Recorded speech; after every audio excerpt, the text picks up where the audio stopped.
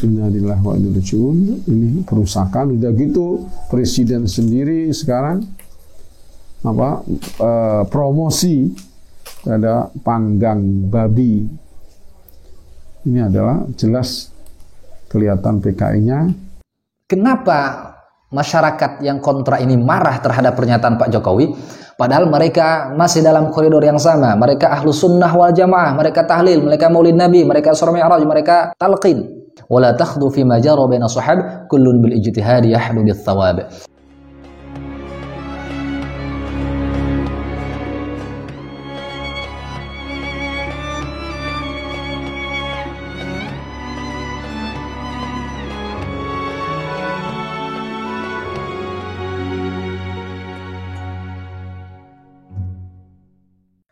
Bismillahirrahmanirrahim. Assalamualaikum warahmatullahi wabarakatuh. Alhamdulillah, wassalatu wassalamu ala rasulillah sayyidina wa maulana Muhammad ibn Abdullah wa ala alihi wa ashabihi wa mawalah, amma ba'du.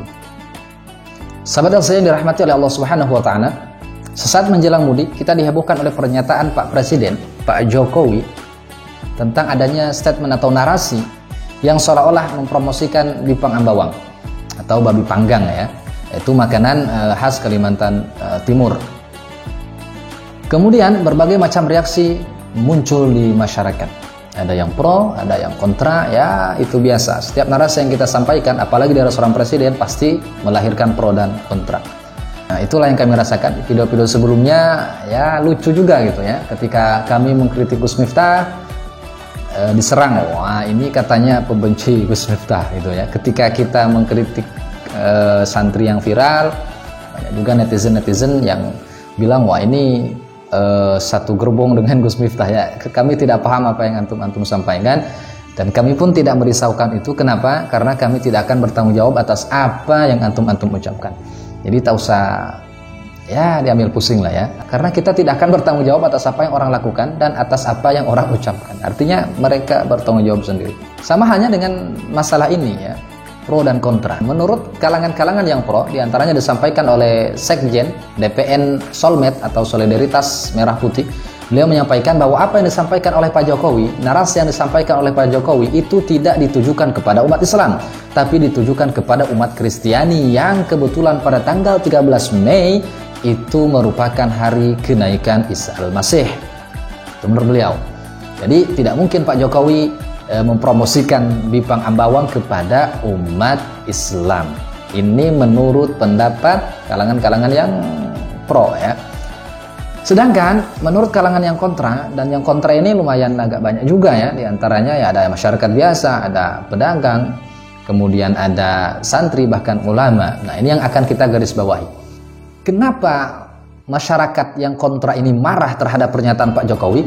Karena istilah mudik itu erat kaitannya dengan mudik lebaran.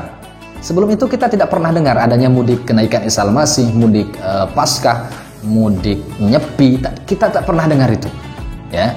Jadi istilah mudik itu sudah sangat erat kaitannya dengan lebaran ya. Oleh sebab itu, masyarakat menyimpulkan bahwa Pak Jokowi ini mempromosikan babi panggang kepada umat Islam dan akhirnya banyak masyarakat yang bereaksi. Termasuk Al-Alim Al-Alamah, guru kita semua, Kiai Haji Najih Maimun Zubair. Beliau mengkritik keras, bahkan beliau mengatakan bahwa ini berbau PKI ya. Mari kita simak sama-sama videonya. Innalillahi wa inna ilaihi raji'un. Ini perusakan. Udah gitu presiden sendiri sekarang promosi ada panggang babi. Ini adalah jelas kelihatan PKI-nya. Nah, jadi dalam video tersebut Gus Najih memprotes keras. Bahkan beliau secara terang-terangan menyebutkan ini kelihatan PKI-nya. Nah, akhirnya apa yang terjadi sahabat yang dirahmati oleh Allah Subhanahu wa taala?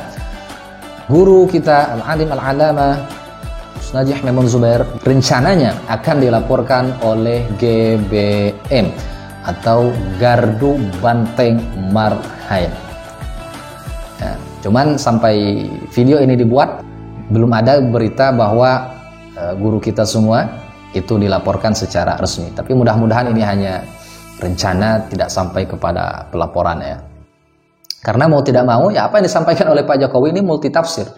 Ya, artinya bisa ditafsirkan kemana saja tergantung orang yang mendengarkan. Dan itulah yang terjadi kepada siapapun. Ya. Kemudian hal yang ingin saya sampaikan bahwa setiap narasi yang kita sampaikan pasti akan mengundang pro dan kontra. Baik itu disampaikan oleh pejabat publik atau disampaikan oleh para ulama. Ya, itu pasti mengundang pro dan kontra. Nah, yang ingin saya sampaikan kepada seluruh sahabat Azkiyah pada khususnya dan umumnya kepada semua kaum muslimin yang ada di Indonesia, bahwa mari kita bijak di dalam menghadapi apa yang terjadi di antara para ulama.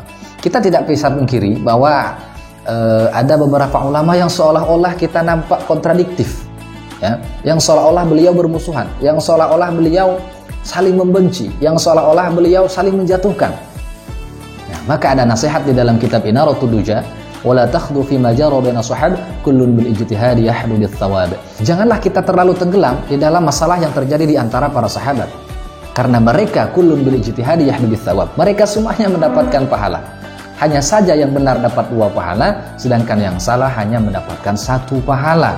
Karena para sahabat memutuskan sesuatu bukan atas dasar hawa nafsunya, tapi berdasarkan ijtihad ilmu dan karena Allah Ta'ala.